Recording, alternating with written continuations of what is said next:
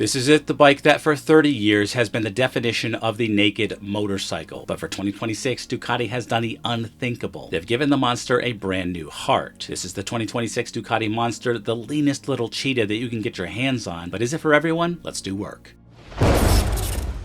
We aim to give you the highest quality motorcycle reviews here, so subscribe to keep it locked in. Now, first things first, let's talk about the styling. Ducati knew not to mess with a legend. It's still beautiful. This is pure evolution, not revolution. You still have that iconic muscular bison back tank and the signature round headlight. It's unmistakably a monster. But I think they've improved the look. The new headlight is smoother and more refined and just higher spec looking. The LEDs are more linear as opposed to a bunch of red dots strung together, and it looks more like a mini Diavol V4 from the front. The tail section is more robust, and it certainly is a minor change, but the headlight itself has a big impact on the overall look of the bike. Not to mention those cool looking functional front air intakes they brought back from the second generation. For me, this is the best looking Monster to date, and I know some of you old schoolers still miss those trellis frames, but we have to work with what we have. The bike's been sharpened, tightened, and modernized. The lines are more compact. The new Techno polymer tail section is minimalist and aggressive, and it just looks leaner. It's a modern, taut, athletic take on the classic design, and it wraps around the new engine perfectly. I love the look. You can get the bike in Ducati Red or Iceberg White for a couple $100 more.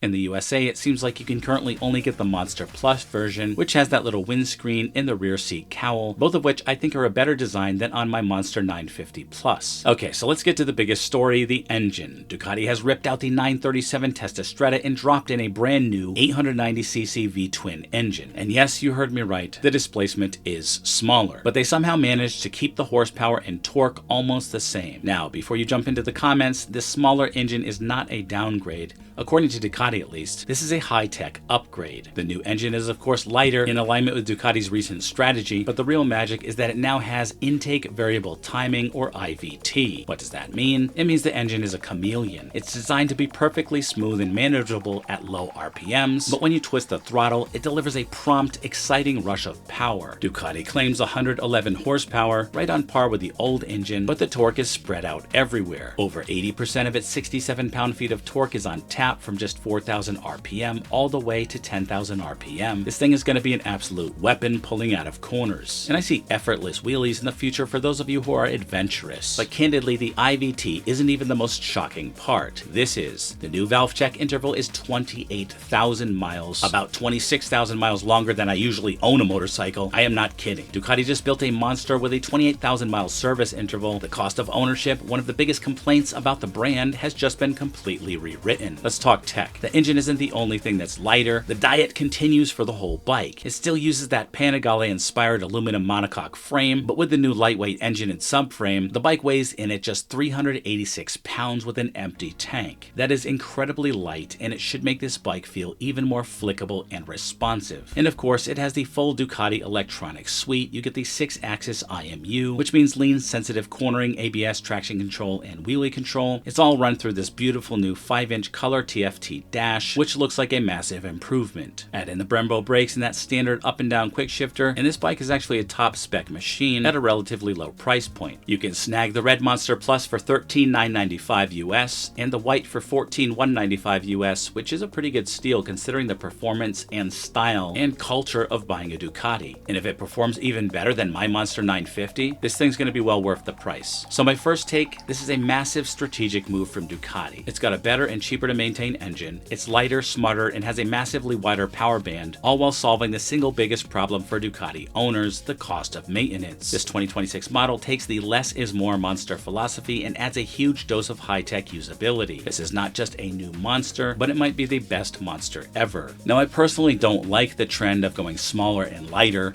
I mean, in 5 years, the bike's going to be made of plastic and have 1 horsepower, but it'll go fast for a roller skate. But we know the pressure the Euro standards are putting on manufacturers, and I think this this is the best they can do. I do like that they kept the look of the Monster 950, which to me is one of the best looking bikes in the market, and they made it even better looking while not messing up anything we love about its design. Great work, Ducati. I do have a couple of cons here, and one is the racing silencers are priced at $2,760, and it's not even a full system. It's just silencers and an up map. They say they add 2 horsepower, and that is not a lot of horsepower for the buck, but my biggest gripe is I don't see the full race exhaust anymore. So one demerit on the pricing and one on the lack of a full system. Hopefully that changes as we get closer to release, but if the pricing on the silencers is almost $3,000, I can't imagine the full system. Anyway, you gotta pay to play, I guess. Now I'll have to ride one, and I God willing will as soon as it comes out, but for now, I trust Ducati to make the platform even more special, even though the displacement went in the opposite direction, as I personally am on the larger side at 6'1" and 218 pounds, and I prefer something heftier like my Diavolo V4. I'm still hoping for a Monster 1100 someday, but until then, I look forward to testing out the all-new 2026 Monster Plus. Sound off in the comments below. What do you guys think? Are you excited about the new 890 V2 engine? Is that 28,000 mile service interval a game changer? Let me know in the comments below. Well, this is the first time I've seen something like this. You can spec in cruise control for an additional $350. A riding assistance system that allows the rider to adjust the speed of the bike and keep it constant. Ideal for long journeys or high-speed roads to ensure optimal comfort and enjoyment.